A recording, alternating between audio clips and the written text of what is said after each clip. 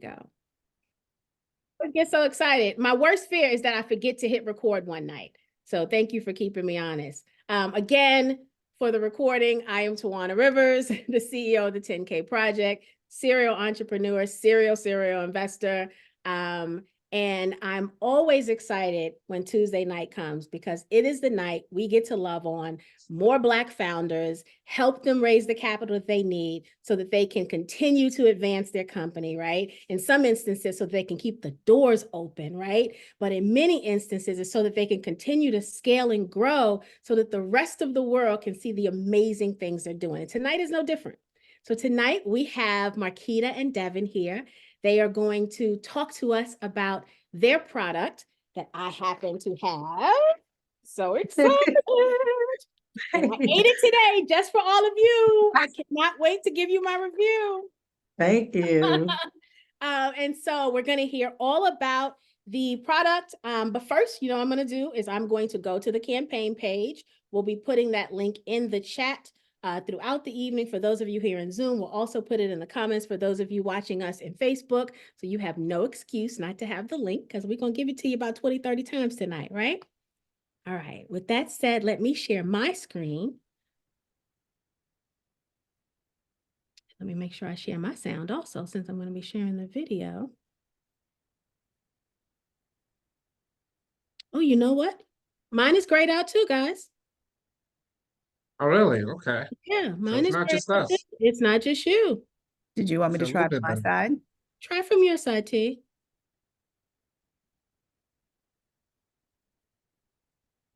Yeah, it's right there, but it's great. Let's see if Talisha can share hers. Okay.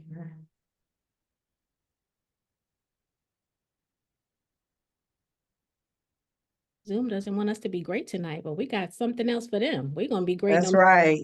We're still gonna keep moving. Absolutely.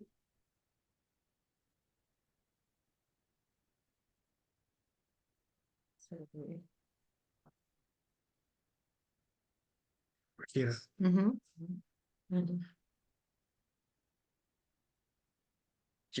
Scooch in. I told you you want to use the ones. Gotta get snugged in. You sitting there working on side. That was what she's we It's not letting me share at all, Tawana. It's not letting you do it at all? You know, we'll do it live. I'm all right Okay. with that. Wonderful. So let me just share the campaign page. All right. Can you guys see the campaign? Yes, ma'am. Wonderful. So everyone, this campaign is on Start Engine. So I'll spend a few minutes. We come to Start Engine often, but not as often as some of the others. And so to date, this campaign has raised $23,784.32. This is blanket pancakes and syrup. The parent company is called Home Food. Marquita and Devin will talk about that a little later. But you guys know I always tell you, and for those of you who are new here this evening with us, the campaign page is critical, in my opinion, for you to look through everything that's here. The founders spend so much time, valuable time, making sure that all the information they know you need to know is listed here, right? And so you want to make sure you scroll through everything, click every link, watch every video, read every detail for the campaign. This is a big part of the due diligence you're going to do to decide if this fits in your portfolio. So this is an equity round. You guys know, for those of you who are 10K Project members, you know I love a good priced round, right? And so these shares are $5 per share. The minimum investment is $250. To date, they have 36 investors. That is really, really good to have raised $23,000 already from 36 people. That is wonderful. And a company valuation of $11 million. I'm just going to scroll through the campaign. It'll show you the products. I'm going to talk about some of these products because your girl ate good today, okay? So super, super excited. A very nice product line up also. Easy to make, right? And you'll just see all of this. You see some of the press they've received. So just read through everything when it's time to do your due diligence, okay? So with that said, I am going to stop sharing. And then, guys, I'm going to turn it over to you for you to tell us all about home food and the company that you built. Sure. All right. Well, so Blanket was actually born out of a necessity. It actually started when we used the corn, like the phase from our family to yours. That's literally. Yeah. So back in around 2017 is when we actually got the inspiration, the concept behind the company. Really, as Marquita said, started out of necessity because when Marquita was pregnant with our second son, who was born September of 16, she had experienced some health complications. So she had hypertension, preeclampsia, and it got really bad to the point where our doctor wanted to put her on medication and full bed rest. Yeah. Didn't want her going back to work, and didn't look like we were going to be able to enjoy that same quality of life we had with the first pregnancy. So, we asked them, we inquired, what can we do to avoid this? Because Marquia's not one for the medications. And, I think for the most part, she didn't want to do anything she felt could, harm our baby. So she wants to understand the holistic approach was.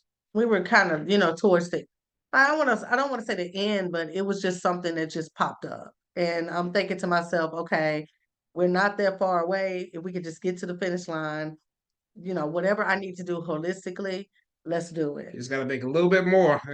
Right. So with that, he suggested that, we look at changing the diet, know, just our overall family dynamic in terms of making sure she's more healthy, she's active, and she's able to regulate, her body's, internal systems better.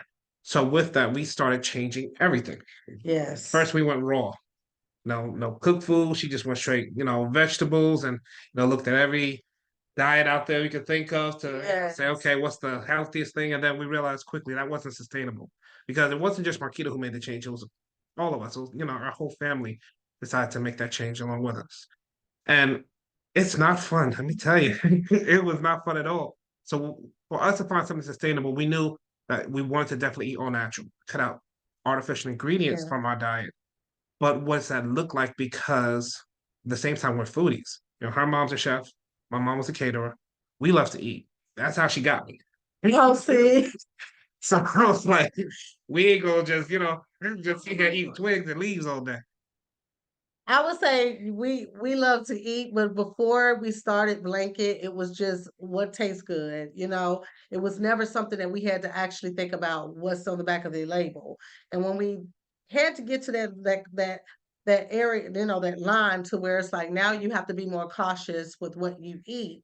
We were shocked to find out that okay, we gotta like make a huge change. It's like corn syrup, high fructose corn syrup, preservatives in almost everything that we ate. Yeah. So that's what really promoted us to start researching and getting in the kitchen and changing the way we eat. Absolutely. In addition to that, not only were we trying to cut out those harmful ingredients, but just trying to find a healthier alternative that still met that same flavor palette we're accustomed to, which is too difficult. You can go the health food route and everything tastes like, tastes bland, lacks flavor. Yes. And pay an arm and a leg for it. Or, you gotta make everything from scratch. So we wanted to That was find time. a great blend of that taste and time that we were looking for. So we created our own recipes. The first thing we started with was our syrups. We were looking for a good, sweetener alternative, and we, stumbled upon our pancakes, or now we call it everything syrup because we put it on everything, literally, which is 3 ingredients or less. It took us years to develop that. Yeah. And only natural that we, follow that with pancakes. So we started making our own pancakes. And just that process of perfecting that, making sure that it was something that was quick and convenient. We wanted to have just that water, so we could just grab it, put pancakes in the morning for the kids, and Yeah. get out the door. So with these products now that we've created, this was something we were just consuming for ourselves. Family and friends come over. We love, entertaining. So having people over for brunch, they started tasting our products. They're like, "Wow, this is really good." So we did our whole taste panel. I'm like, "Hold on, we got something here." Let our church family taste it, and then we started doing pop-up shops and just gauging the reaction we have from people. And then we made the decision, this could be it. We've Yeah. always been entrepreneurs. Marquita started her first business when she was 16, so it's always been in us. But we never thought about doing a food business until, this opportunity presented itself. Well, also, it was really a need. It was a need for our family, and we discovered that it was a need for others too. When we actually started having our family and friends taste it, we took it a step further and we started going to farmers markets. So we kind of took a lot of a research stage. And when we went to farmers markets, we were really shocked at how many people could gravitate to what we were going through. You Yeah. go to the grocery store and you don't have many choices of something that tastes good. Yeah, but then also doing the larger, before we were in that conceptual stage of Yeah. what this would look like if we are going to explore this opportunity to start a business, but just doing our due diligence and researching the industry. And we stumbled upon the term food deserts. That's lack of nutritional options, within certain communities. Typically urban communities and even some rural communities where you lack that grocery store presence. You know, I, I tell my wife all the time, I grew up in Bed-Stuy, in Brooklyn, New York, and I didn't really know what avocado was until I was a teenager. Mhm. And it's not to say that, we didn't have vegetables and fruit, but We have it. the variety of options, it's not something that everyone has. I was fortunate enough to have grocery stores around me, but there are places in this nation where, you have to go 5, 10 miles to get to a grocery store, you know. So that was pretty struggling for us. So we saw, where there was a need not just for our family, but for others as well, Mhm. which is why we base our company off our three pillars. So our three pillars, when we decided to make this company, it's like, right, we need some guiding pillars. This is what we have to make sure everything we do has to align with these pillars. That was community, nutrition, and the last one, babe? Yeah. Community, nutrition, and just Accessibility. accessibility. Which quiz you got it right on that. But no, so with that, the nutrition piece was we dedicated ourselves to making sure all our products were all natural. The community portion, it's making sure that, we're blessed to be a blessing. We believe so. you know, we have a philanthropic arm of our business where we feel like we have to do whatever we can to make sure that not only are we, empowering our community economically, but, educating those around us on good, healthier alternatives and, making better dietary choices. But then the accessibility piece is huge for us because that was making sure we get as many products to as many people as possible, which has helped us kind of evolve our business model in Mhm. which that we have our branded products, but we also do private label as well as white labeling for other companies as well. So we've evolved from going to the local farmers markets with kids in strollers, um, swapping out with each other, serving pancakes, to now having our products in about over 3,000 stores nationwide, Yeah. with a good blend of private label versus our branded products. That's slowly increasing. Started off in the southeast, and we have products in the northeast, and we recently expanded out to the Midwest with our branded retail presence nationwide with the private label stuff. I think one of the important things that I would like to honestly make sure that we highlight is a lot of this was done organically. It was done by word of mouth. It was done by when we meet people, we talk to people about our products, they taste it and they see the vision. Absolutely. I'd say I'm gonna say most of our stores, as well as the deals that we received, came from word of mouth and came from them tasting our products from a store. And then we have a large grocery store to say, listen, I taste your products. This was delicious. Can you make ours? And I think, if someone was to ask, like, how did you guys do it? We honestly walked it out. We walked it out. We took a passion that we had, we saw a need, and we worked it out and we walked it out. And so this is why we're here now, because we're now on a level to where we're ready to scale. Yeah. And we can't no longer, control our growth with myself, my husband, and part-time workers. We need to start bringing in more Absolutely. team members. Absolutely. And I would say this, Marquita and I, we've done a lot, like Marquita said, but we've operated very lean up to this point. Yes. So I'm very proud of the growth we have. I definitely feel like we're very blessed. We're very fortunate, not to get too religious, but glory be to God, because I don't know how we did some of these things. It's been a lot of restless nights, but we have really worked ourselves to the point where, we are very proud to say that we have established ourselves in this industry. No, we don't have the biggest name around, but we've had staying power. We've been in business for over 3 years now. I would say really full force in the business. Yeah. Branding ourselves. We have experience year-over-year growth, hit 7 figures in revenue. We've secured nationwide distribution, multiple partners. So we feel that we're at the opportunity now where we can really start focusing on that community aspect of the business and going into the next phase of the plan that we feel like God gave us, and that is to create opportunities for um, wealth generation and growth for our community.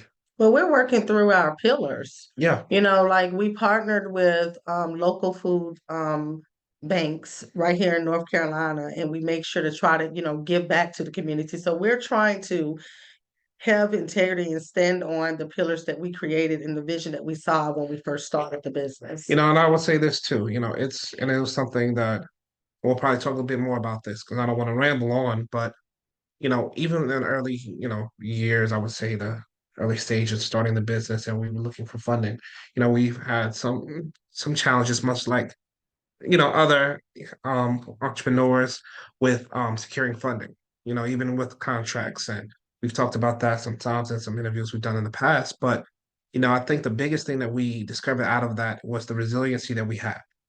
A lot of them like, well, you have to prove that you can do it first before we're willing to, take that risk. We're too risky. Like we're too risky with a Walmart contract, really? Too risky with this with this, this the top five grocers or, securing deals with us. We're too risky for that. But, you know, it was kind of like an something we had to say we'll show and prove to ourselves that we can do it. We can make it happen. Um, and then through that, I feel like we've taken it to the point where not to say we've plateaued, but we understand that next stage of growth, that next Yeah. stage of scaling and becoming a household name, it's going to require much more than ourselves. And, you know, it requires a certain level of expertise. Right. We're very savvy people. I got my MBA, I got all that stuff and, went to some good schools and, worked for some But we can't 100 build. companies, but, we cannot do everything upon ourselves. It does require a village. We look at Lincoln as our third baby, and it takes a village to raise a child. And we feel like it's now time to allow our baby to flourish and grow. And really, we feel like the business at a point now where it has to grow beyond what we can provide it. I think that one of the things that's so wonderful about our business, we were talking with another person in the food industry, and he said a lot of people are now thinking about tech, but at the end of the day, we all have to eat. It doesn't matter. It doesn't matter how old you are, how young you are. Everyone needs food. So we're in a lasting, business. Oh yeah, most definitely. The global food breakfast market is $400 billion. With us just capturing 5% of the US market, we're talking about revenue upwards of $20 million, which we're projected based upon our current forecast to hit within the next 3 to 4 years if we stay on the current trajectory path we have. So it doesn't, we don't have to. I love the fact that we're in a market where, like you said, everyone has to eat. So we don't have to displace any other business in order to, reach our full potential. It's, enough space here where we could, find our market and, really fit in. And I appreciate the fact that we've had such partners, within the retail space to give us that opportunity because truly all you gotta do is taste it and you're gonna fall in love with it. That's not the issue. It's the issue is the awareness around the brand itself. Yes. We haven't had an opportunity really to invest in marketing because we were always in kind of the survival. Let's just, let's get through this one. Let's Let's pick get up this business let's and get go. this going. Like, all right, they gave us a chance, we got the shot. We gotta get these products to them by the 5th. So let's get it out. But now we've kind of mastered that stage to an extent, where we've sustained that and we're able to, get that. I feel like we have a good formula as to how that works, right? Yeah, and so just so that now that we're talking about, scaling and things of that sort, I like us to move on to, what our goals are futuristic. Yeah. Blanket pancakes and syrup. All of you guys, I know that you can't talk back to us literally, but when you hear the word blanket, we literally came up with that word, I mean, the name blanket for a reason. We came up with that name because we want you to feel covered. We want people to feel secure when they eat blanket. So blanket is not just a pancake and syrup company. We see a lot of other products that we've already started to innovate. And so that's one thing I definitely want to point out, that our company have multiple levels to it, down to, I'll give you just a little bit. Oatmeal, granola bars. We have so many other things and so many other categories that we're going to work in Yep. as we continue to grow. Yeah, it's a term I've coined when we first started Home Food 2.0. What does it mean once we get the blanket name out there, and what's the next level of growth and opportunity look like? But again, just looking at the market, there's the opportunity there for us to grow. But being in the CPG industry, there's also challenges that you have to overcome. For most CPG brands, you have a 10% success rate within 18 months. We've cleared that hurdle. Yes. There's it's a heavily saturated market with a lot of different players, and we've been able to sustain ourselves in that. I feel that we are, primed for growth. But again, what does that look like? So over the years, we've taken this kind of strategic approach to saying, okay, we're going to grow with what we have. 2020, 2021, we started reaching out to local grocers, getting ourselves, during the pandemic, kind of shifting our focus from, entering in the grocery stores to focus on becoming more e-commerce centric business, doing more interviews and cooking demonstrations and so forth, just to kind of, use social media as a medium.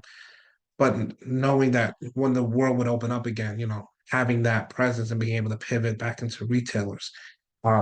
We've had the foresight to do that, and we're very successful with that. Um, some of the stores that we got involved with early on was Food Line, for instance.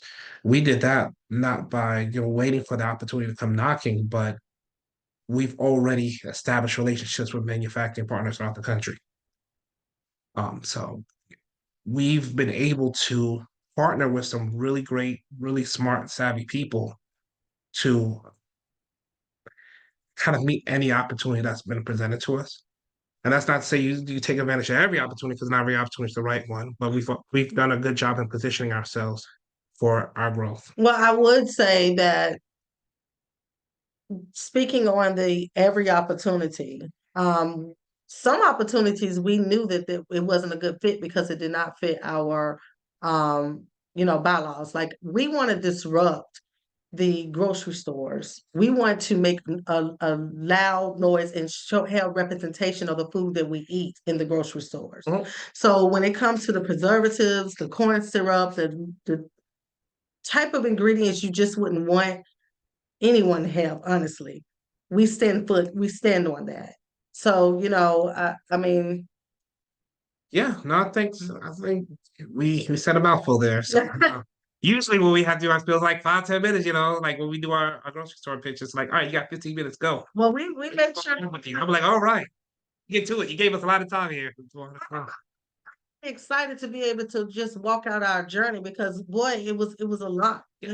So we've already talked about how we started, when it came about. We started talking about, our products, the law, bylaws that we created for ourselves, and what we're standing on and what actually thrive our business in the marketplace. Then we're talking about, the products that we see in the future, where we see we're going in the future, and we hit on why we need this funding and why we're looking for investors. We're looking for people like you, who want to make a difference in the community, far as with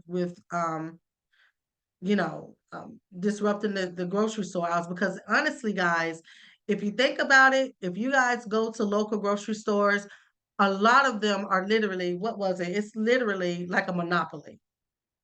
Yep. 10%, like 10 different companies have owned 90% of the grocery stores, 95% of the grocery stores.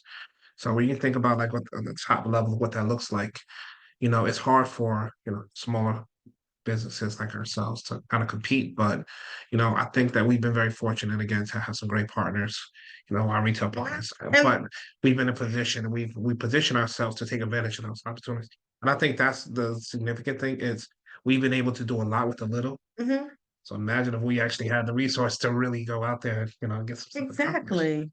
But here's the thing, that's why a business like ours is so important. Mhm. Because when we come to the grocery stores, we show that people want this. People want all natural because right now, if you in these rooms with the larger grocers, they'll tell you people don't care about that. They don't care about those ingredients. They just care about the bottom line and things of that sort. But we're changing that narrative. Yeah. Well, consumers also, consumer behavior is showing that people want, healthier Yeah. options now. If you just doing our research in the industry, you know, the products that you've had 10, 20 years ago, don't taste the same they do today. And why is that? It's because every year these companies are looking for ways to cut costs. Hmm. And, they're incrementally changing the recipes of those items year after year, adding more filler and add additives, replacing it with, natural, ingredients that they were traditionally using to find ways to, to make it cheaper and boost that, that bottom line revenue. But somebody has to pay. Yeah. So either you're gonna pay now or pay later. And so that's why when we started Blanket, we came up with that name Blanket because we want you to know that you're covered. And we, like I said before, we have multiple food brands that we plan to bring out because we know that we're important and we need to make a statement in these grocery stores. Yes. To do that, once again, and we've already said it, and I think that pretty much that is going back to the point, we need you. Yeah. It Absolutely. can't be just, Devin and I and the other people, grocery stores that aren't even getting with it. But at the end of the day, they're still a business as well. Yeah. So if they don't have businesses like ours to come and disrupt and help great products to put in the aisle, what they're going to do, they're going to have to go to the larger company. Yeah. I think that's a great point because again, a lot of times you see brands like ours get, kind of gobbled up and absorbed by larger brands, right? Mhm. And a lot of times when they do that, they're undercapitalized and, they get it taken advantage of because they know they can't reach that next level without that, additional capital. Wow. Yeah. So there's a lot of great brands that you've never heard of because some of the brands you have heard of have already got to them before you can hear about it, right? Um, and that leaves a huge economic opportunity out for our community. We are not able to take advantage of those because a lot of those are private equity deals. And not to say that we're against private equity firms. No, if you got some, y'all want to talk, let's talk. Well, there's good private equity firms that can see our vision Yeah, and they but- go with it, but it's a lot that's not. But I think what we're doing right now is super important because it gives an opportunity for our community, for Mhm. our customers, and our stakeholders, and our success to be able to capitalize on that, and they can invest in the company. I think about, some of the big companies like, when I was a kid, it's like, man, I wish I got some Nike stock, or I Yeah. got some Apple stock, or, if I only heard about Bitcoin and Tesla way back when, But, when I look at our brand, I'm like, we should feel the same way about our company. Like people should say, man, if only I could have got Blanket, when I saw them, in my local grocery store, and now they're everywhere. Yeah. So we want to create that opportunity because it's we can go to VCs and we go to private equity. So there's tons of ways to invest money, and all of those are valid and great ways to fund your growth. But I think this is so important because it gives your community an opportunity to participate in that. And we're making history, guys. We are one of our buyers told us that we are the first African American black owned pancake and syrup line. They have never had like a pancake and syrup line that's all natural in the stores. And we were just so shocked, but we didn't come out with that. We didn't say we're going to put that out and we're going to put that in magazines because the bigger picture is when you taste Blanket and you see the difference, you see how natural, the clean ingredients in it, and you see how what is our slogan? Food can taste good naturally. Mhm. It does the talking for itself. And so, we were really, really excited to come here today to talk with you. We want to make sure that we have time for questions. But guys, we get a little hype. But we get the opportunity to talk and tell people like, hey guys, we're making all natural, just add water. Yeah, we have real buttermilk, all that Yeah. good stuff. We get excited about that. We Yeah. do. And You you know, should, and you absolutely should. So let's just talk about it, right? Because I gotta wait to get. I can't wait to give my review. So I bought I think it was a combo, right? So it was a Uh-huh. three. So I got the syrup, and then I got the sweet potato pancake and waffle mix, and then I got the buttermilk. And so today I tried both, right? So I made each the serving makes 2 to 3 pancakes. So I did, one serving of this one serving, the 2 to 3. So we can mix and match because I wanted to Uh-huh. taste. Let me just say, first of all, this one here, this sweet potato, Yeah. why I make a second batch? Let's just say that. First of all, you didn't need syrup.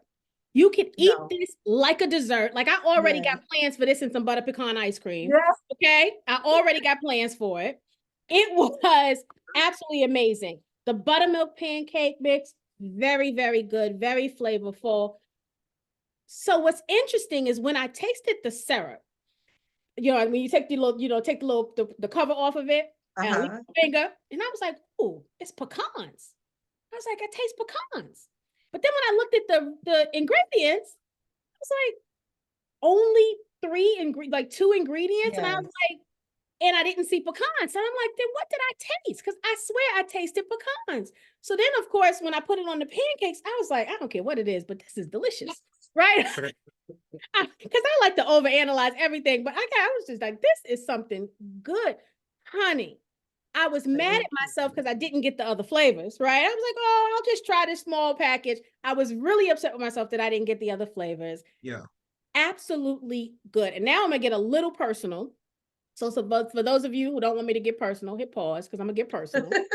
But typically, when I have pancakes, I love pancakes, right? Always have as a child, but it has always bloated me and made me uncomfortable. That's it. And Yeah. at the end of breakfast, I've always been sluggish when I eat pancakes and waffles. You just feel, now it was good going down, but you just feel like, oh, Mm-hmm.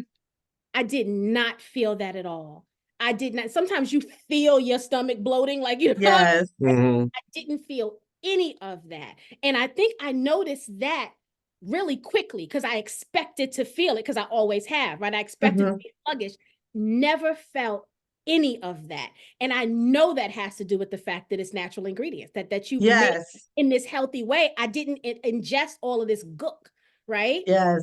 I felt really good. So when I made the second batch, I didn't feel guilty because Yes. I I'm so glad you said that because yeah, you're right. In a lot of pancake mixes, they use aluminum. So let's get to talking about that. A lot of people don't understand what aluminum is, but it's a very dangerous um So it's used a lot in the living yeah. agents, and you talk about some of the things that they do to enhance the protein count, or there's a lot of artificial stuff that goes with that flour itself. But also like a self-rising flour. So one of the things we did to avoid that is to create our own self-rising flour. Well, Marquita did. I have nothing to do with the cooking side of things. I'm Of handling everything, guys, because he stayed right there like, send me the next one. Delicious. yeah. Another one. But the process of creating the all of our products, it's very labor intensive. Yeah. And we were in Marquita's office now, you see just like a stack of like different Tupperware containers for like 5 different versions of buttermilk, because we're always fine tuning it. And a lot of that has to do with just, choosing the best wheat, Yes, that matters. The how do you get location the you purchase lightest the and wheat from. fluffiest pancakes without adding a whole bunch of, chemical agents to give it that bounce? And that's just by choosing the best wheat and, making sure it goes through a special sifting process that stays light and airy. There's a lot that goes into it. Like you said, it's 2 ingredients or 3 ingredients or less in our syrups. And that's just the syrup, our flavoring, and whatever, like if it's vanilla bean or cinnamon, we're using real vanilla beans, we're using real ground cinnamon. Yeah. And that's to make sure that you're getting the most natural product you can get without any additional additives, and also making sure it's as versatile as it needs to be as well. Yeah. So that's why I was giving an example about the aluminum. And so if you think about that, like my husband said, that's normally inside of like what you use to like what most pancake companies would use to fluff the pancakes to make that, just add water. So it's something, it's like how can I put it? It puts it all together. So like Mm, when you mix it together, add the water or the milk or whatever, that aluminum helps it, stay on that. Yeah, again, it's in the leavening agency. Yeah, it helps with the rising of it and everything. Mhm. So It it gives is a that difference. great this pleasantness didn't of it. need that at all. It was Yes. absolutely divine. As it's interesting because I'm also, you have your brands, right? We all, right, especially foodies, right? We know the things we love, right? And I would Yes. tell you, if somebody told me that I wouldn't want log cabin syrup, because that's my brand, right? That's the one I prefer. Somebody Uh-huh. told me I would like something better than log cabin, I would tell them they were lying, right? Uh-huh. Cabin is my favorite. Not anymore. Oh, wow. Absolutely Thank not you. anymore. Absolutely not anymore. Awesome. And I'll tell you what I did. I put a little log cabin on the second batch because I was like, how would this taste with my Let syrup? me see. Yeah. This was better. Thank you. It was absolutely Thank you better. so much. Yes. Thank Really, you. really was. So I cannot wait to taste the other flavors. Well done. In my opinion, this stands up with all of the products that are already on the shelves. Like, to me, it's a no-brainer, right? Why would I continue to put gook in my body when I can have something that tastes better and is Yes. healthier? So for me, it's a no-brainer. It really is. And you know what? Just to add with that, I think the biggest thing is, ingredients your body can recognize and process. Mhm. Mm, You know, we thought about when Devin and I was making it and we were talking, one thing that we said was, man, if you think about cancer, if you think about all the stuff that we're dealing with now, we had that a long time ago and they did a lot of stuff. Like, a lot of stuff that wasn't good. I know my family, they ate a lot of stuff that just wasn't good. But it was ingredients that your body knew what it was and it just processed it. So, we said that, yeah, we definitely have to get this out. Yep. yeah. Yeah, I'm glad you did. And I love, Devin, that you talked about things not tasting the same because I thought it was me. I say all the time, my taste buds are changing as I get older. I used to love this and now I don't. Like, I Yeah. say that like almost like 5 times a week. Like, I feel like I say it so much. Yeah. But based on what you just said, it's not me.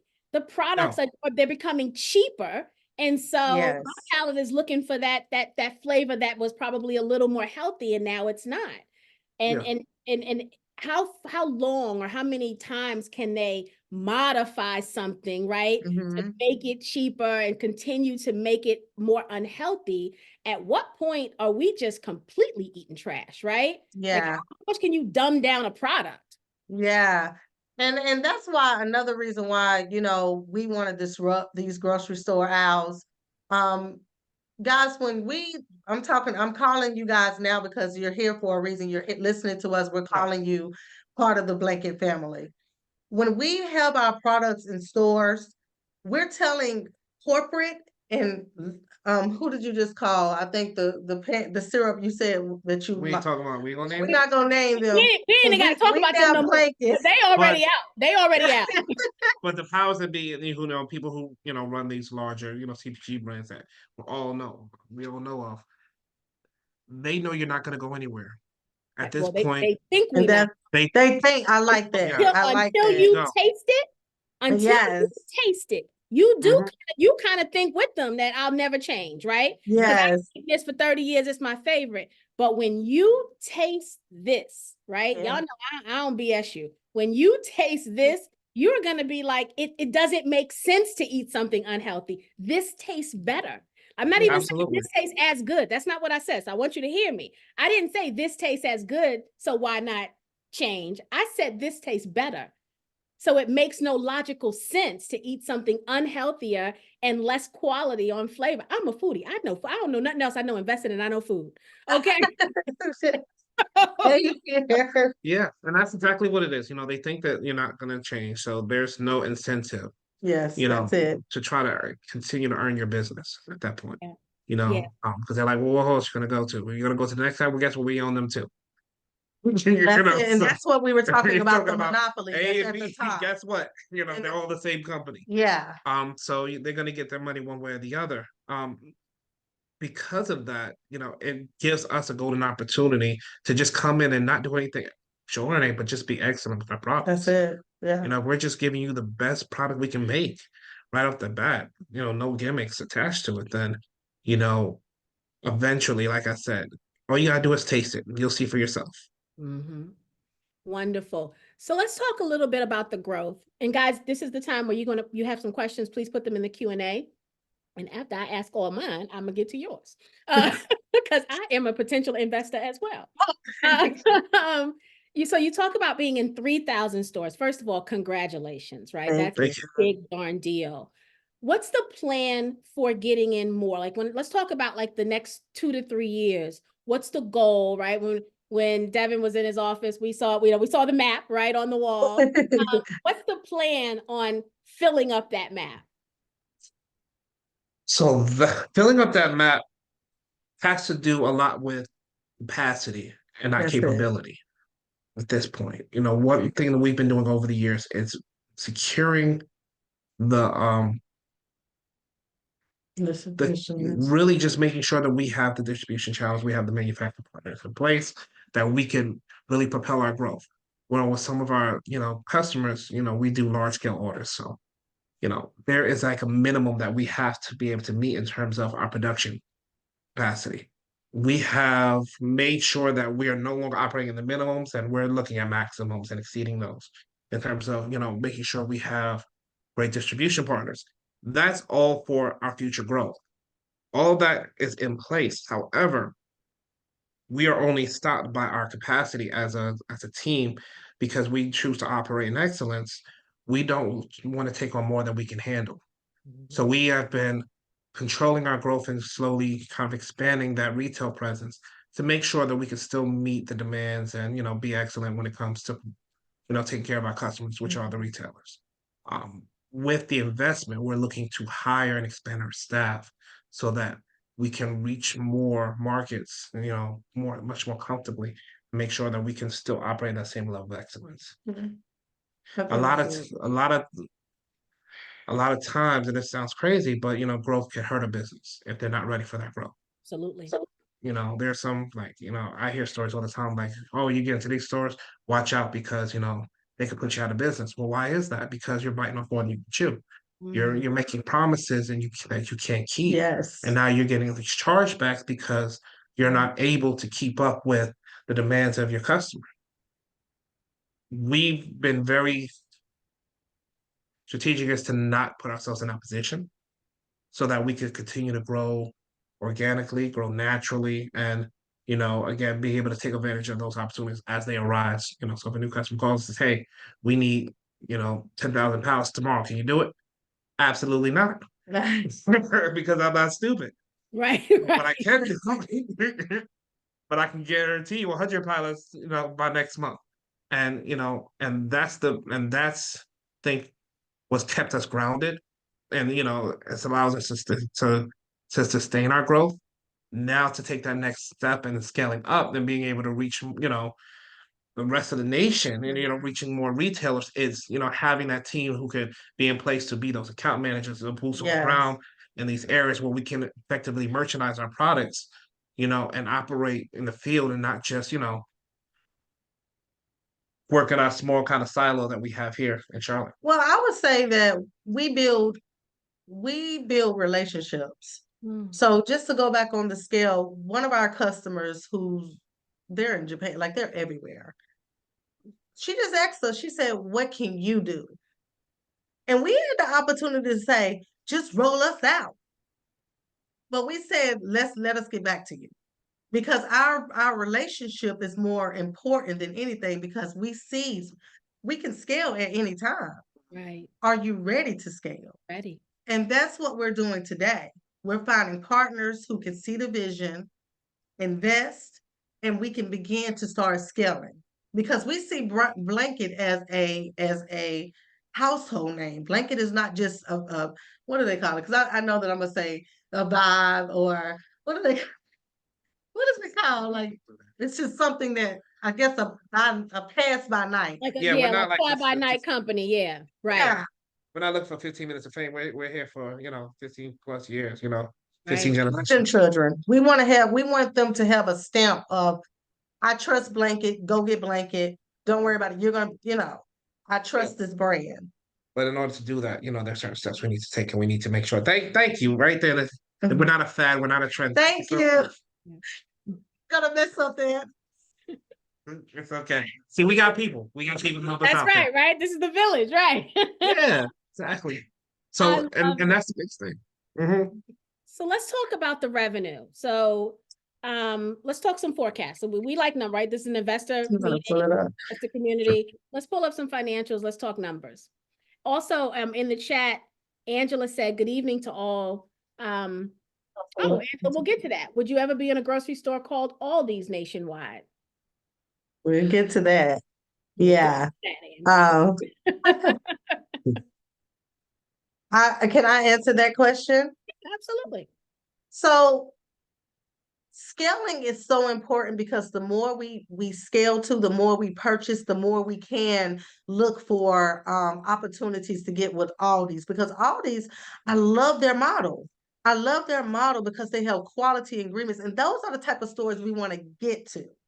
But we have to start scaling and purchasing more so that we can meet that bottom line number to really go into those. So that's honestly one of the things that we really pride ourselves on. We want to have a quality product and also have accessibility in stores like Aldi's or Save-A-Lot. That's what we see.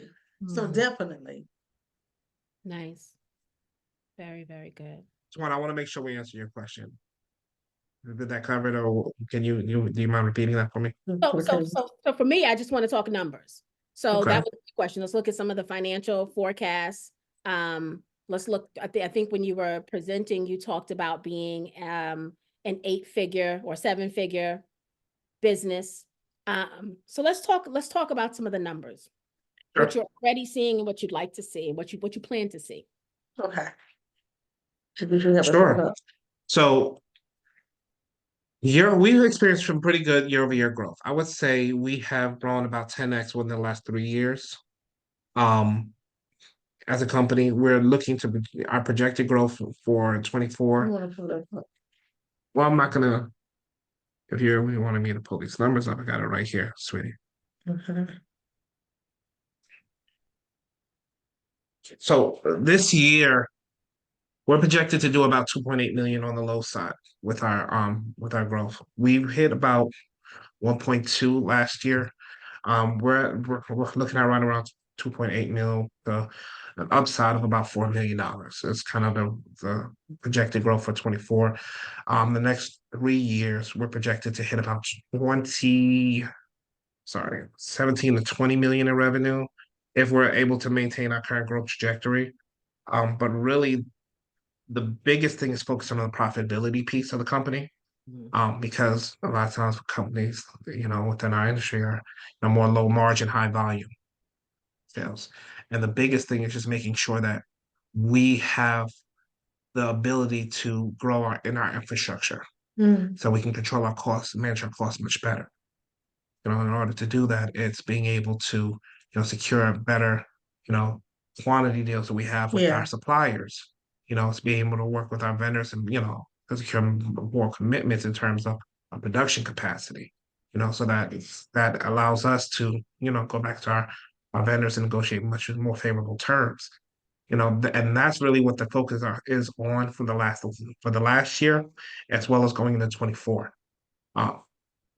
Because if we're going to grow, we want to grow the right way, and we're laying the foundation for that growth now, right? So, in order to do that, we have to make sure that the foundation is set. We're planting some good soil. Now we're putting those seeds in, and we're watching it grow. But in order to do that, we need more hands in the field. Yeah. Nice. Very good. Very good. Thank you. Let's talk about supply chain. We know and you guys started this company, is 3 years old, right? So we know that during COVID, there were a lot of supply chain issues for a lot of companies. How do you mitigate having any of those type issues affect Blanket? Oh, well, we were kind of in the pandemic when we started. So honestly, we grew from that. And one of the things that we have in our playbook was to we have the connection and the personal relationship with our customers, but two, we have the opportunity to work with our lead time. So we have already kind of like what my husband was talking about, like working with our suppliers. We don't just go anywhere that has the best price. We have contracts. We're working, negotiating with our products, and we forecast our products out. So with that being said, um, let's say a pandemic happened again. We've already forecast out the products that we need, that they need to go ahead and keep us. Yeah. So inventory management is a big piece of that. That helps with managing the supply chain because, God forbid anything could happen. Yes. We could have a tornado in the Midwest, hurricane in Florida, you know, a war anywhere Oh that my breaks out that could goodness. affect everything. These are very real things that occur. So, one, having great relationships and communicating early Yeah. and often with our vendors. We have multiple facilities that we work with throughout the nation to accommodate our customers, and also to help with distribution as well, so we can ensure on-time delivery. In addition to that, we do keep certain level of Oh inventory on yeah. hand to make sure that, if anything should happen, we can at least support our customers for at least 4 to 5 weeks out, Nice. given whatever that demand, forecast is for each of those individual customers. Now, Mhm. sometimes there are issues where things do pop up, and it has happened. That's also why we communicate early and often with our vendors, as well as our customers, to let them know what's happening. Most of the time, it's a global issue. They're pretty understanding, but Yeah. everyone's just looking for you to kind of, just stay stay transparent with them in terms of what that process Yeah. looks like. And that's where, Marquita, I mentioned earlier, the relationships we've been able to form, that's where it's paramount, because that is the business in and of itself. Anybody could, promise anything about, I can sell you a widget, but I'm maintaining a relationship with my customers, letting them know, where we are, what we can do for them. And, if there's ever an issue, you know, what we can do to solve that as soon as possible. So if any of you are a customer of ours, and I think I had one customer on here, spoke earlier today. That's why I always say thank you for letting us know if there's ever an issue, because that allows us an opportunity to get better. Yeah. We don't have problems, we have opportunities. And the way that you maximize, you capitalize that off those opportunities you learn from them. Yeah. So Yeah. every time those little problems present themselves, it gives us an opportunity to get better. Yeah. Nice. And I love that you highlight inventory management. We had the privilege of having an amazing woman, Kiwana Eaton, come speak to us a couple of weeks ago here on our Wealth Building Monday sessions. And she's an inventory management specialist and was kind of talking a little about the importance of that in a business, right? And so once you start getting really, really big, right, where you can't manage that yourself, we got the connect for you. Okay. She's an amazing sister, and she understands the importance, right, of it, and the importance that if you don't do it right, how it could be a detriment to the business as well. Yes. Absolutely. Okay, that's good to know. Thank you. All right, let's get to some of the community's questions. We've got a question in Facebook. Tammy said, does their pancakes taste good after a freeze and thaw? If so, we have a lot of founders to connect them with who presented here at the 10K, the bread company, the chicken house in New York, the young men in Chicago, food prep company, and our vegan restaurant founders. Go ahead, Tammy, let me Uh-oh. let you remember all the pictures. I love it. But you're right. So that's a very good point. Is this a product, we do see in grocery stores, the frozen pancake aisle, right? Is Yes. that an evolution of this product? Yes. I can say. Yeah, that's a you question. Your product development. I can say yes.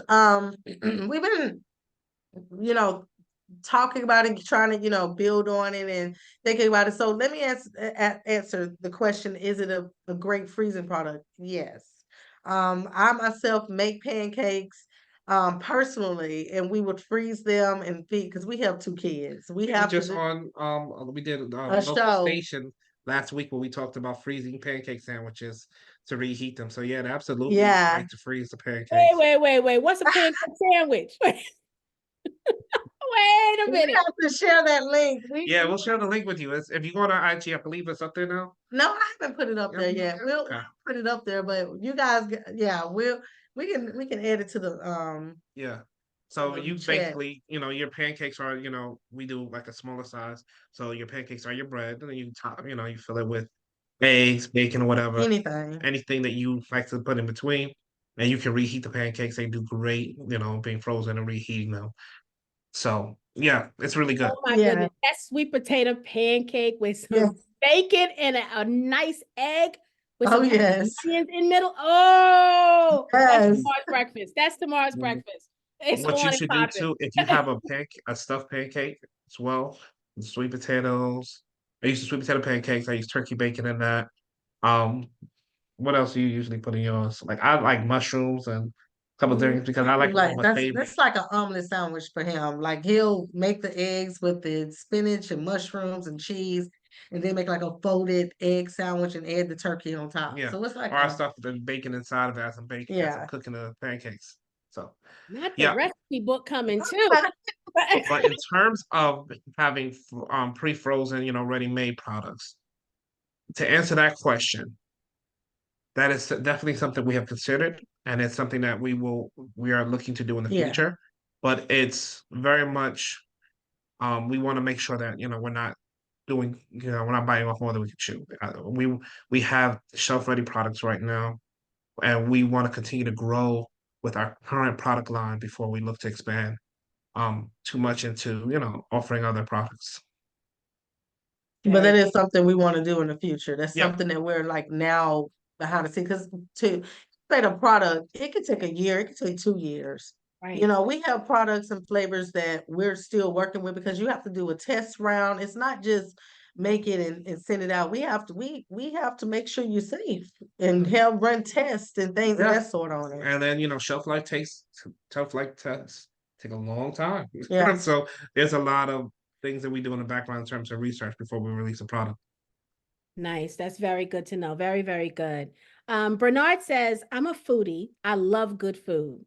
That being said, I am placing an order, but it shows you're out of stock of natural cinnamon syrup. But I'm ordering the bundle deal. However, my question is the combo/avid investor perk still available? So the combo he's talking about on Start Engine. So it is available. I believe that there's the perks are still available based upon When the they number come of shares available. that you purchase throughout the life of the campaign. Let me pull that up. Hold on. Let me Sure. get that. Let me go to, and that way we can just share it right here and look at it.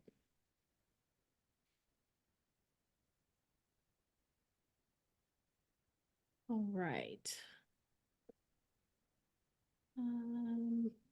Typically the perks are, Scroll down. there we go. Okay.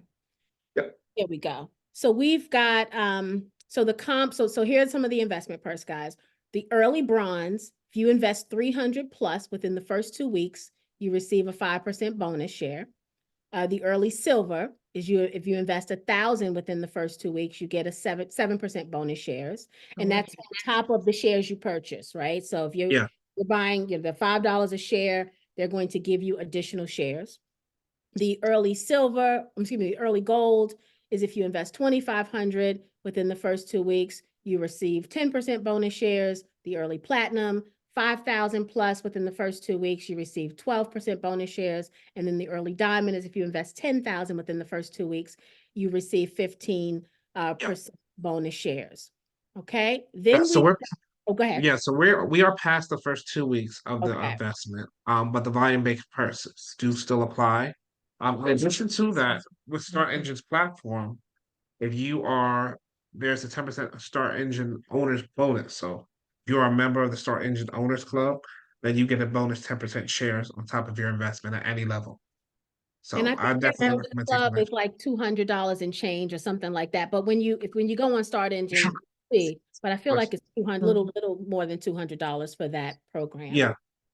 But with the perks that we have now, parts with the volume, I think that it's still, we made sure to still add bonus shares in the volume. So that's not a time limit on that. Yeah. Nice. So Okay. even if, let's say come in, you purchase 1,000 shares now, and then later on you purchase an additional 6 or 7,000, then you still qualify for that tier 3 perk.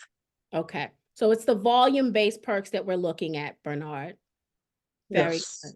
Very, very good. All right. Shelton says, what kind of research is in place and ongoing to support and sustain product development? So, one, when it comes to the product development and sustain it, we work with, we have partners. So even with the products that we have out now, we worked with food sciences and things of that sort to make sure that the products are safe. We really do just really watch what's in the grocery stores now, as well as we send out tests for, not tests, but more so of a You're talking communication about market effort. research to Yeah, understand, market helping research to people understand what, Yeah.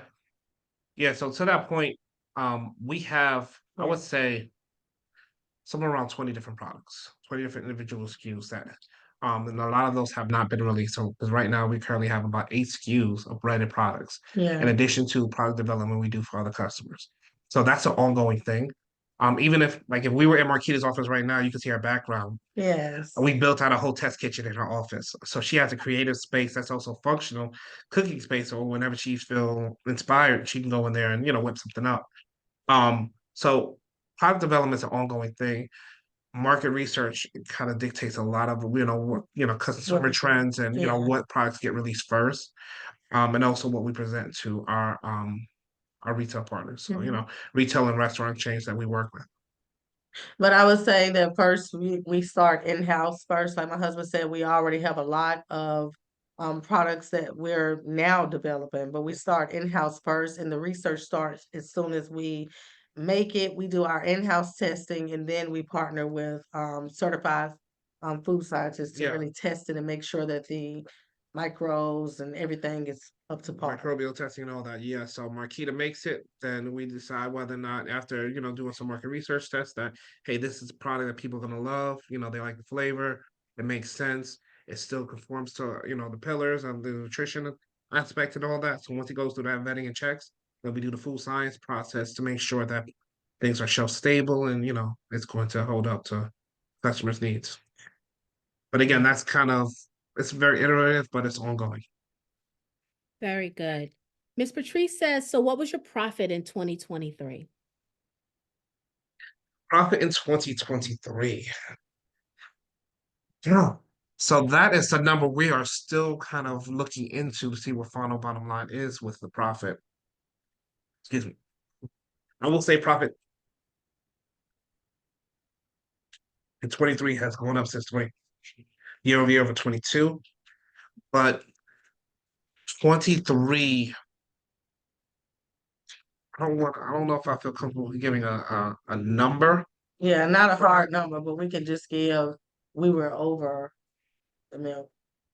Well, that's revenue. So in terms of profit, we were much more profitable because that was Oh, the yeah. first year of us really going this 2 year kind of push into focusing on profitability. Yeah, I So think we've made a lot of if changes. you haven't closed the books yet and you don't feel comfortable giving that number, I think Yeah. that's the answer. I think the answer is we haven't Yeah. closed the books yet, and we're not prepared to give that number to you right now. Yeah. Yeah. But please check back with us. Patrice, you Definitely, understand that, right, sweetheart? Ms. Patrice understands that. yeah. But not to be, secretive, but I want to make sure if I present something to you, it's going to be accurate. So Yeah. as an investor, you'll We have access to appreciate that. that. I appreciate that better than you coming up with some guess. I Yeah. really, I appreciate. I ain't closed my books for 2023 yet either. I get it. Jesse said, why not the breakfast blanket for your brand of products? We naturally got you covered. Let me find I out. like that Jesse is too. a marketing strategist. Okay, Jesse. That's good. Because we do have taste good naturally, and that's on our bags. We've talked about with Blake and we have you covered. We just felt like that was a little cheesy, but that's kind of like a amalgamation of the two. So I like it. I like it. I love it. That's pretty good. Jesse, you giving Yeah. that up for free? You giving that one up? Just come along, join the team, Jeff. Join the team. She giving us stuff like that all the time. That was really good. It Lisa was. said, how about expanding your product line with gluten-free pancakes and maple syrup to expand your market to Whole Foods, etc.? I'm allergic to wheat and gluten and dairy.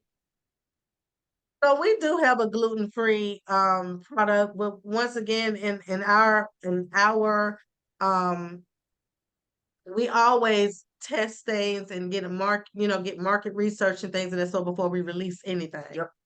So I think this is just a bunny trail. We did a photo shoot, and one of the pictures that we had our gluten-free bag in the front. I said, supposed to have We that. So released that. Yeah. How did you get that bag? How did you get that up? and so we had people say, I see gluten-free. You got so we are Sit down. Sit down. no, we do. So when we say that we have stuff, we have it already, ready. I'm talking about down to the packaging. We're ready. We just have to make sure that, that's Well, it also has to make sense in terms of the distribution. yeah. We gotta, there has to be enough of a need for a lot of our products to make it out because we have a bunch of seasonal and some other items too that just haven't been Yeah. released yet. So gluten free is definitely one that we're gonna be releasing. And then in the near future, we're trying to see if we can get it out later this year. We do have, a vegan option for you. So, But you can't eat wheat. yeah, I So know. But so gluten-free, we got you. We got you covered. yeah. We And then got we you. got stuff for We you. got you naturally covered. Naturally Yes. covered. I love it. So that made a question pop up in my head. What's the shelf stability life cycle? How many of these can I buy so y'all don't run out? We are at well, we're at 18 months now. Oh, And in some of our products, 2 years. very, Yeah. very impressive. Okay. Thank you. Very nice. Eddie said, good evening, fam. My pancake and syrup mouth is watering. Thanks, T. Question. With the food market being high, competitive, and copycats appearing every day, how will you protect the unique makeup of Blanket? Because they will come. So that's Eddie's first question. So, it goes back to their name. It goes back to our stamp, and we're not just paying attention to it just being a pancake mix, guys. We literally take our like I give it I don't know. I can't even really talk about it because what I was gonna say is kind of cliche. We put love in this bag, but we No, actually but it's not cliche to say that we are a quality product. Yeah. Which is crucially. This is why it's important that we're focusing on building our branded products and not so much our private label or that side of business. and I was I'm gonna grateful say for those because they pay the bills, but when you have a brand, there's brand recognition. I think that trumps a lot of the quote copycats because we say there's plenty enough room in this industry for all of us. yeah, it is. People always gonna need something to eat. So, if there's another company out there, more power to you. Do your thing. Because what we're doing is we're creating a customer base, based upon the quality and Quality. the integrity we have behind our brand. And you talk about your pillars. That company won't. Killer. Yeah, They won't have Yeah. your standards. They won't have your moral compass. They won't do the work in the community. Like they are not you. absolutely. No, and we go a step above, when it comes to our products that we use. We really want to know, like, where do you get this from? When we source, and you went to China, so you know the importance of sourcing. Mm. We actually are there. We want to know. I want to feel it's a lot. And they're like, really? Well, Yeah. so here's the thing, because there's so much that goes into product development. It's not just, oh, this tastes good, let's put it out. The way that the product pours when it comes out of the box, Yeah. Yeah. the way that the flour feels when you pick it up in your hand, when you got just, loose flour. All of that is something that we think about when we create the packaging that we use. It all has a reason. That we're very intentional with everything we do, and there's a reason why we do the things we do. And I can't, give you all the secrets, but you ask how we get that shelf life. Well, guess what? Not a lot of natural products can have a shelf life that long. That's why I So said this- that's impressive. Yeah. Yeah. Yeah. So, a lot of research goes into that. And, fortunately with the food industry, you can't copyright a recipe. If it gets out there, it's out there. But I don't care how many people out there who can make your product taste like yours, it's not the same thing. And It's just customers know not that. gonna be. Yeah. Yeah, very, So, very good. Eddie's second question is an early exit even a possibility, or are you committed to presenting a better option to the world? And then he said, thanks for sharing with us. This is how we flip the script. Thank you. So we've talked about those options. And, the biggest thing we want to do, we want to see blanket pancakes and syrup and home food itself outlive us. We want to see it outgrow us, but we want to see it outlive us. And we're committed to making sure that the company is sustainable in that regard. That doesn't necessarily mean that, Marquita and I are always going to be at the helm of that. Um, it's really what's best for the company. And, we're forming a board now yeah. to say, hey, what are the things that's going to get us to that next level? What are the things that's going to allow Blanket to outgrow us? And while I can't predict the future for you, the biggest thing we want to do is we want to make sure that we get to that point where it becomes a household name. Very So good. we're not going to give up on it too soon. We're definitely not giving up on it, period. But we plan to be around for a while. You're going to be hearing about the name Blanket for a long time to come. So how do you make it the household name? We know, raising capital to get a staff and a team, is part of that team marketing or, sales, or tell us about how you get it to be a household name. Yeah, so there's several steps to that. There is a sales aspect of getting it out there. Positioning your products, in places where most people, introducing it to new markets. So that's why I said like last year we focused on getting out to the Midwest, and the year before we were in the Northeast, and still growing in those markets, but also raising awareness around the product. There's a marketing arm that we really haven't even tapped in yet, because honestly we haven't really had much paid marketing since we Yeah, started it's the been company. organic. Yeah, most of our marketing has been organic. Whereas other companies in our on the shelf right next to us, they're spending millions of dollars a year on marketing. You know, a good portion of the majority of their budget is focused on marketing. Hmm. So advertising and marketing is huge. Have to get exposure, brand deals, partnerships with other, brands, with retailers and so forth. All that ties into the overall exposure of the brand itself, but also making sure that the product line itself is going to stand the test of time, and we have the distribution to get it into these new markets. So it's a multi-pronged approach. It involves a lot of people, different departments. So there's a lot of cross-functional work that goes behind that. When you're at a small company, you wear many hats. So if you want to talk to the operations team, and if you want to talk to who's at a distribution, here you go. Yeah. But in order to really live out these huge plans Yeah. and strategies we've worked out, again, that's where having a team, folks who are smarter than us, who've been doing this a lot longer than us, to come in and leverage their skills and abilities, but also growing up talent internally as well. We To did help. an interview on the Sway Show, and that was kind of like one of the questions that was asked. And um, he was shocked when we told him that right now we're running our business as if we're already on that level. We have departments, we have when we have our meetings, we're literally Yeah, timing I yeah. mean, like, We have operations manuals for each department. yes. We take notes. We have different folders for different meetings. Different departments have their meetings, and we have cross-functional meetings as well. So we essentially operate on that level. I've worked for companies a lot larger than ours, so I was able to take a lot of those skills and experiences from corporate America and been able to incorporate that in that. From working on a team of 400 folks to working on a team of 2 or 3, the principle itself remains the same. Yeah.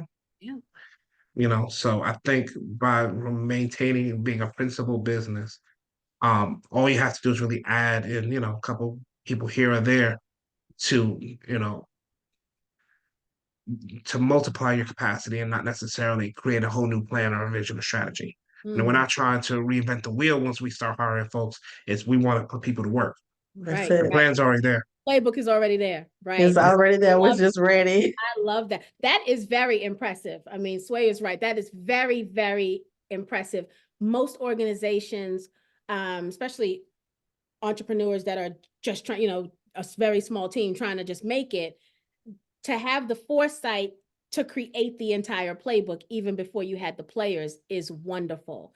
And from an investor standpoint, those are the kind of key things I know I look for in founders that I want to be behind, because it tells me that you're already thinking about the finish line, right? Yes. You're already strategizing years in advance. You're not just thinking about tomorrow, right? You thought about tomorrow 6 months ago. Yes.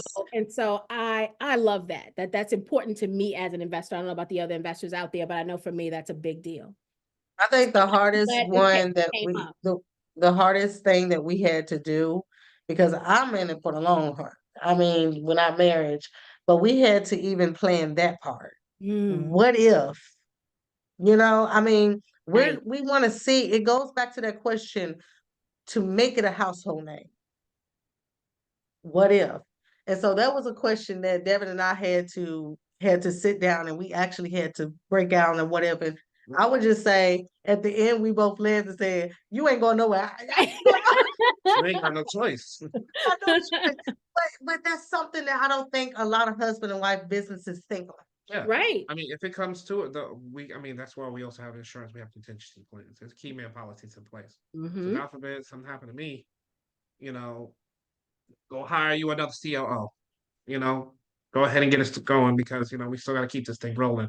So to have some more kid, I don't know what we're gonna do. No, that's not fair about you, like baby. You ain't But, going nowhere. but I'm replaceable, and that's Not. I'm But replaceable in the that's sense something you of have to think about. So honestly, I hope that was a nugget yeah, for the entrepreneurs who may be a husband and wife business. Y'all, you have to think about that because longevity part. again, it's just like our kids. We're raising our kids so that one day they won't need mommy and daddy to be Yeah. around. They won't need us to solve all the problems in their Right. lives. They'll be able to get it. They'll be able to figure it out on their own. Same thing with the business. My Mm-hmm. kid and I, it's not always going to be around. So we have to make sure the business can stand on its feet. If one of us were to exit for whatever reason, Yeah. and being principled that way and running it our business in that method, I feel like has been crucial to our success Yeah. because it's allowed us to pivot and take advantage of opportunities when I didn't know how it was going to work out, but we had a plan and we just continue to work our plan, and guess what? Everything fell into place. Good. Very, very good. We've got a couple more comments out of Facebook and a question. Tammy said, yes, we need the recipe book. And then Well, we and do have a lot of recipes on the website. So if you go to blanketps.com, so And I you'll want be to able add to the see gotta go to around. the website and we just gotta print some stuff off, Tammy. That's what Yes. Yeah, but we're working on it. Yeah. I'm gonna print this sandwich tonight so I I'm can gonna have it in the put morning. this in the link, Okay. and you can see it. Yeah. Jessica said, is Costco on your list? Taste testing there would probably be great for your brand. Yes, Yeah. yes. So Costco's is on our list. We were pretty much a in and out brand, but we're still talking with the representatives to see how we can make this a long-term partnership. Yep. Yep. Okay. So we've already launched our products in Costco in the Midwest. But again, it's a thing where there's different regions to it, and just making sure we're Yeah. working with the right teams and make sure it's something that's we can keep in there on a consistent basis. Nice. But again, that's why we got to get out there and start buying a blanket. Let our local stores know as well. Yeah. And we want to see you want to see our products. Shelton said, how many shares are available for purchase? So we know they're $5 per share. How many are available in this round? Man, you make me have to do some math here. We And it have might the be, I it do might be have in the that Form here. C. I was gonna Yeah, say, we it might have be in the the Form C table. also. Hold on. It let me- Yeah, I is. believe we put it in the Form C. That's what you Yeah, did the let me cap look real table. quick. Let's Can see. you also go on the internet? And I'm gonna email this to you. Yeah, email me now.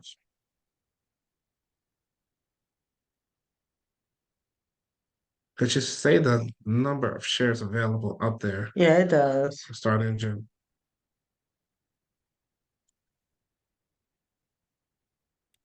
Um,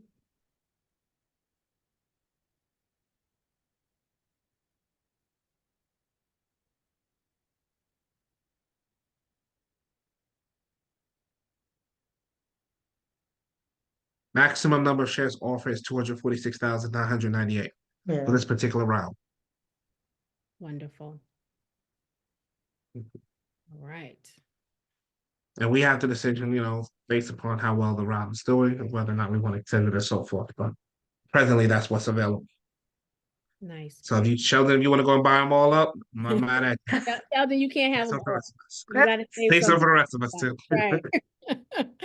Right. Miss Patrice said, so Miss Patrice had the question about the profit for 2023. So her follow-up question is, what was it for 2022? Profit for 2022. What was profit for 2022? I'm gonna just pull your It should be in there in the Form C, the Schedule C. Hold on, let's see.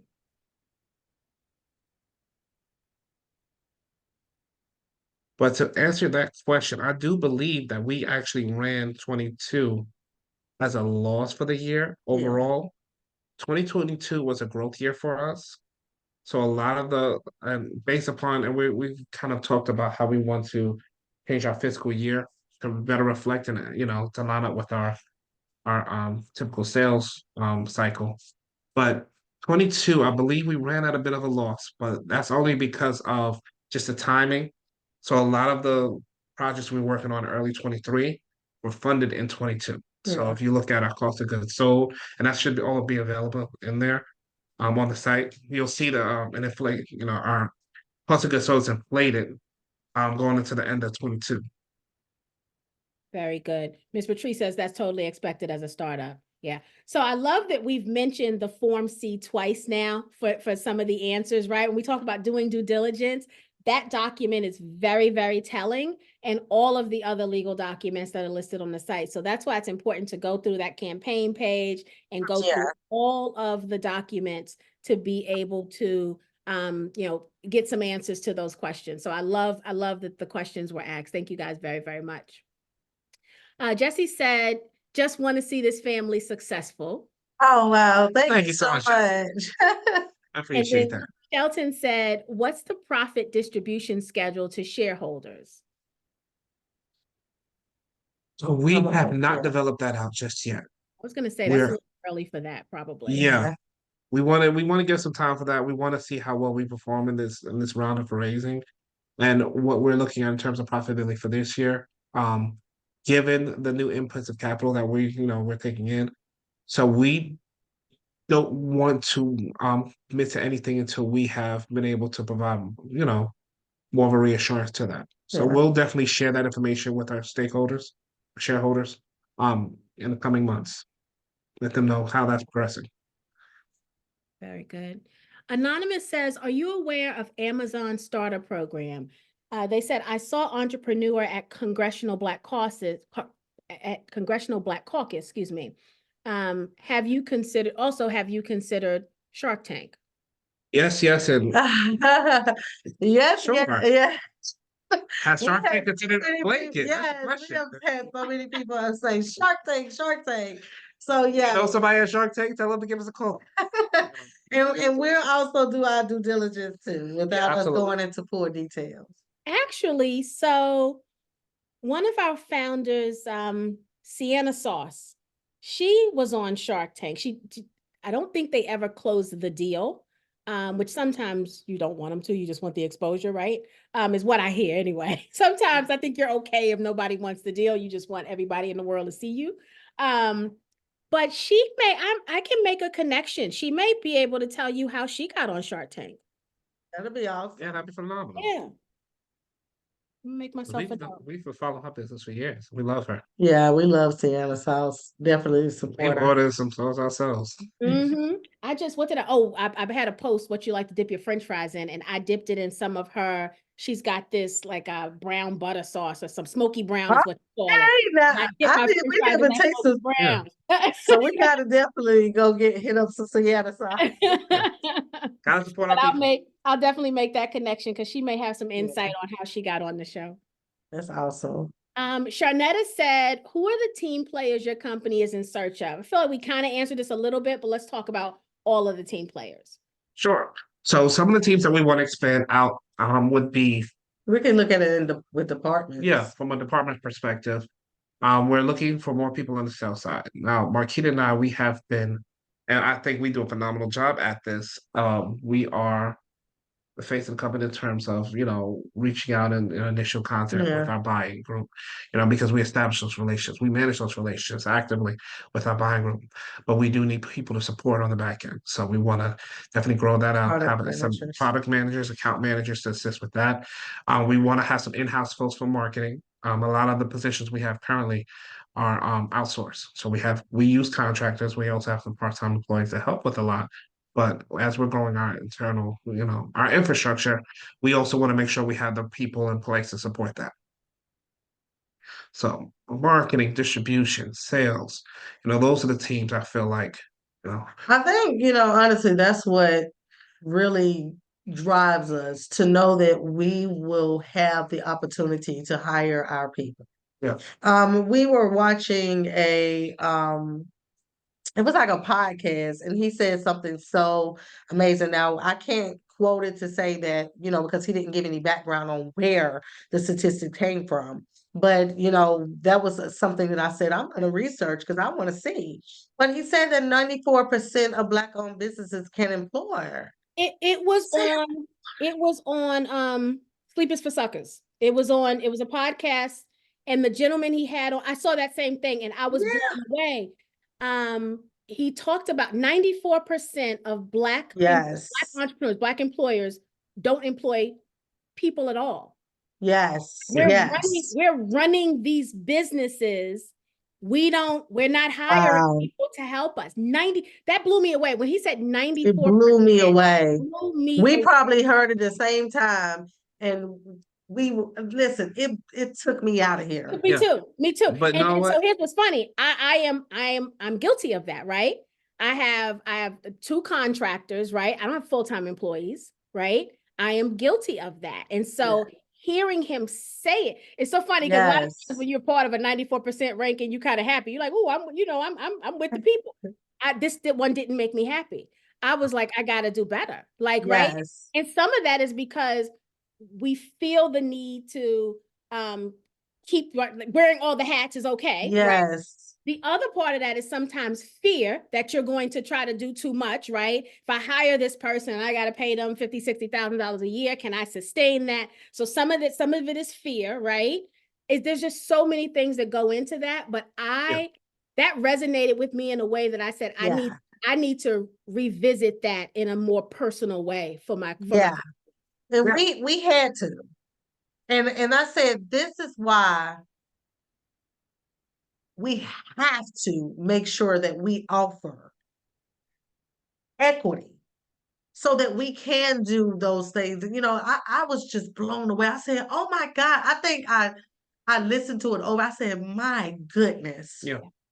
Because, one, we definitely want to employ folk. We want to, create more economic opportunities, jobs and so forth. But, when I look at some of the other business we're familiar with, people we've networked with, and, a lot of them are PWIs. They talk about their talent, they talk about the extensive process they go through hiring and recruiting folks and headhunting and, how much productivity they get out of these talented folks. And I'm like, wow, that sounds nice. But it's so important because when you take a step back from your business, I'm not the smartest person in the world. I can admit that. There are some people out there who have a much higher functional capacity for certain responsibilities than I do. And in order for us to be the leaders we endeavor to be, we have to get off the dance floor and be able to, view from the balcony. You have to be surrounded by all of those people who know much more than you do. Yes. Absolutely. Yeah. So, I mean, we were really excited to come here tonight, number one, because we're talking amongst people who clearly, like you told us when we had a meeting with you, that know how important it is to invest in our businesses, to get us, so that we can play on an even playing field. Yeah. So it's so much bigger than just, oh, it's a pancake company. And I think it's so funny when people say, oh, sell pancakes. Yeah, we're we're national, actually. Yeah, we're not just a little pancake company. Right, right, right. But you know, and that's the thing about when it comes to scalability, it's about having the talent for the future. We're not talking about surviving anymore. We're talking about scaling. In order to do that, you have to be able to have the talent and be able to support that growth. Yeah. That's really where we're at as a company. It's I would love to think I'm able to do everything, but I'm wise enough to know I can't. Yes. Yeah, Yes. wonderful. Absolutely love that. Lisa said, do you need human resources assistance? You know, we definitely would need human resources. Um, that's actually, I guess Yeah, we have some folks you can now talk about that because that we he's the work. COO, like he does. Yeah. So we have some folks now that we work with for human resources, talent development, Yeah. recruiting and so forth. But we're always open to consulting with others. So where we we always know there's better ways of doing business, so we're open to hearing. Yes, that's So Right. good. So Lisa, hit them up. Hit them up, Lisa. Angela said, I hope that you guys will be, when we're talking about Shark Tank, Angela said, I hope you guys will be on the show. She said, I'll be watching. When you do, make sure you make the announcement is what she said. thank you, Angela. Yeah, no, we'll definitely let you all know. That's something that we would love to do, and hopefully we do, Yeah. So Miss Patrice has a really good question. It's funny because I wrote it down early and forgot to ask it. Have you considered, so when I was eating this morning, because breakfast is my favorite meal. I don't think I shared that also. Breakfast is my favorite meal of the day. And so when we were eating this morning, I was thinking of all the breakfast restaurants that I love that have terrible pancakes, right? Like I love something else on the menu, but the pancakes Yes. are like trash, right? And so you never get to get like I have to go to certain places to get the things I like, right? And I thought I won't mention the name of the restaurant because I don't want them to know their pancakes are trash. But but I mentioned this morning that restaurant needed these pancakes. I was like, if they had Yeah. these pancakes, we would go there. Like that would be the only place I would go because now they would have everything I like to eat. And so I did write that down. So Ms. Patrice, thank you for that. But have you considered restaurant partners? We have. Actually, they have sought out to us. Mhm. And it goes back to that taste.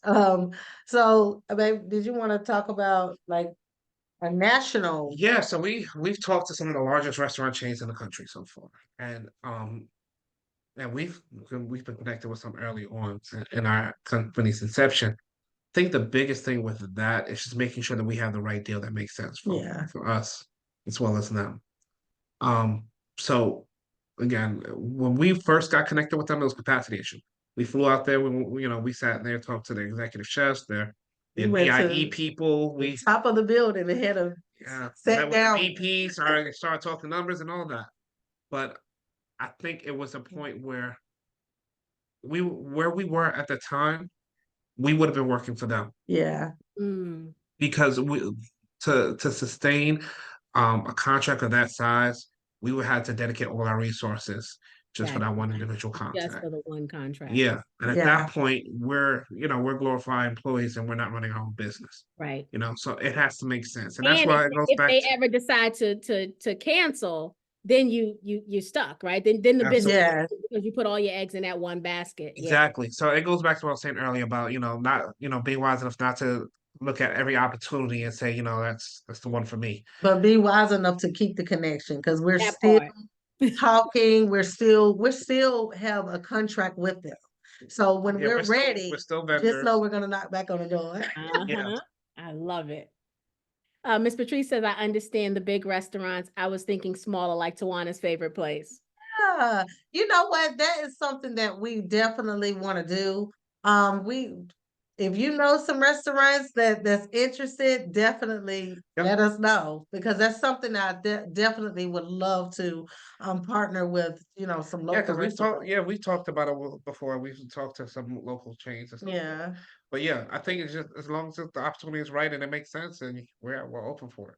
Nice. Very, very nice. And Talisha, the 10K project, she wants to call herself the admin, but she's not the admin. So I started to say it because that's what she likes to be called, but I'm not going to do it.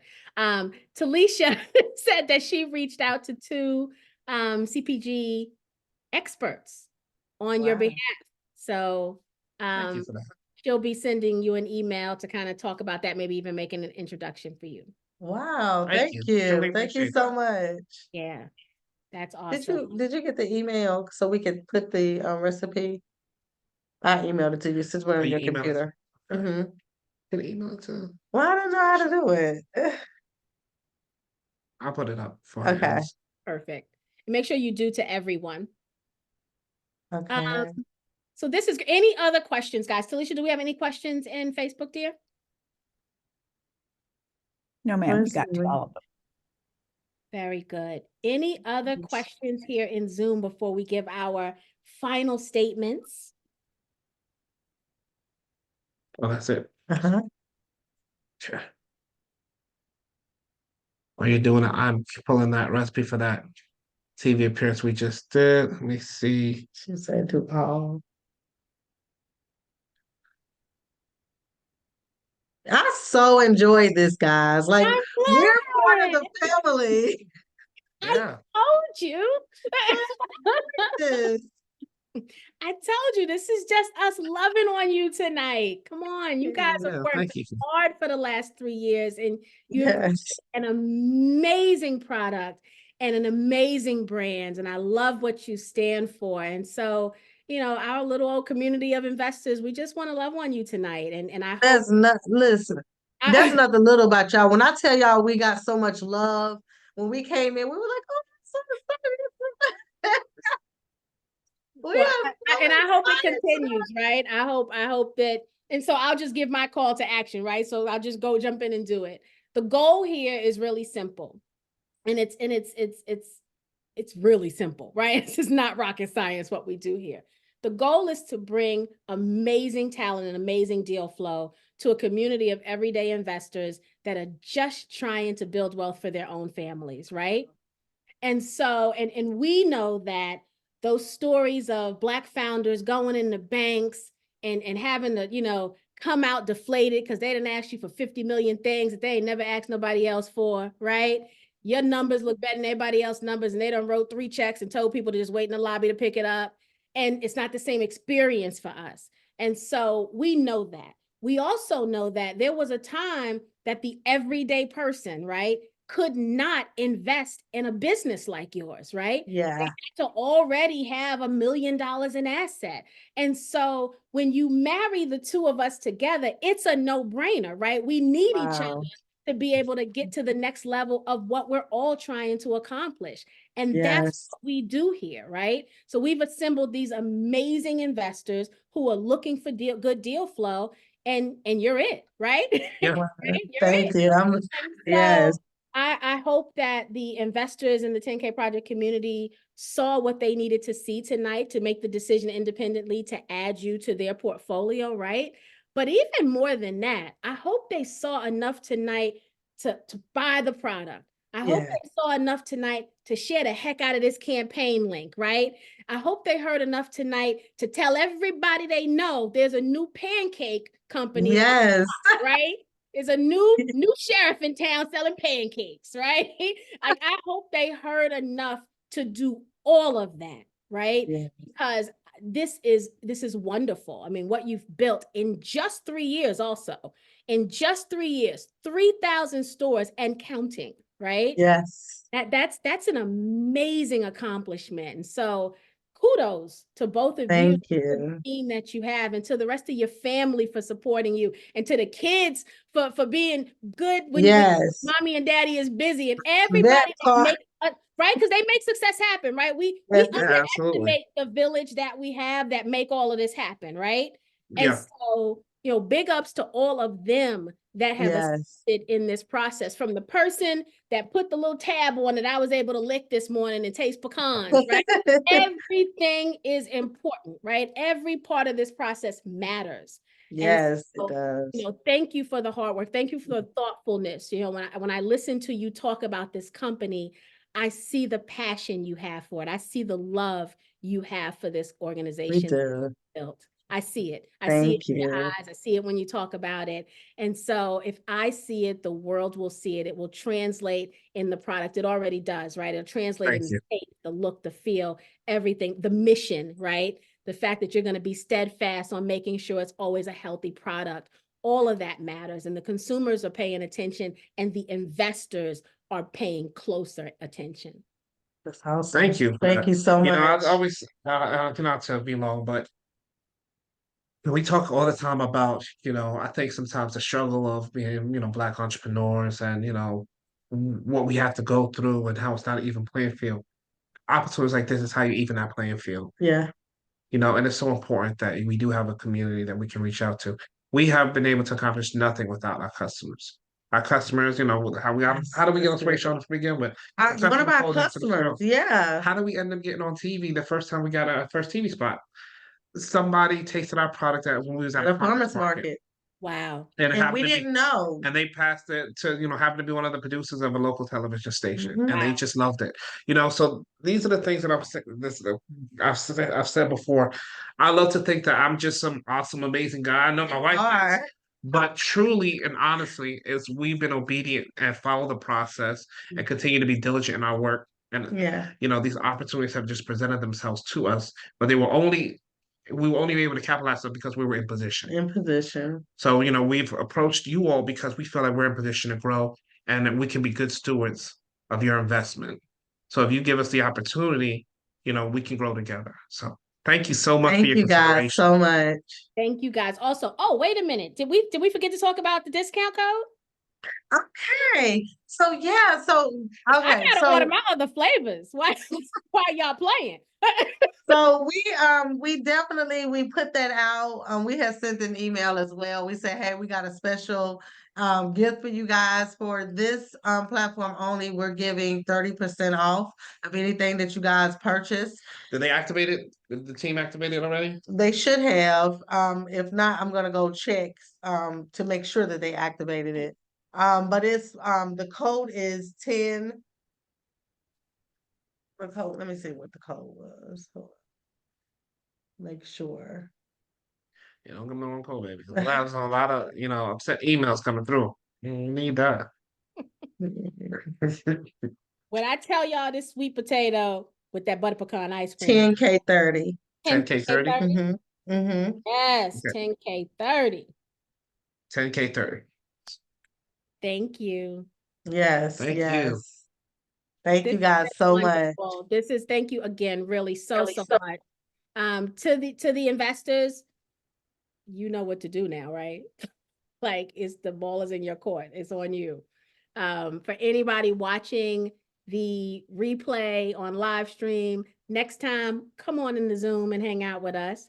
For anyone that watches the replay that you're going to get tonight in email, carve out a little time, 8 p.m. Eastern Standard Time on Tuesdays to come hang out with us live. We really, really would appreciate to have you all here live with us. Yes.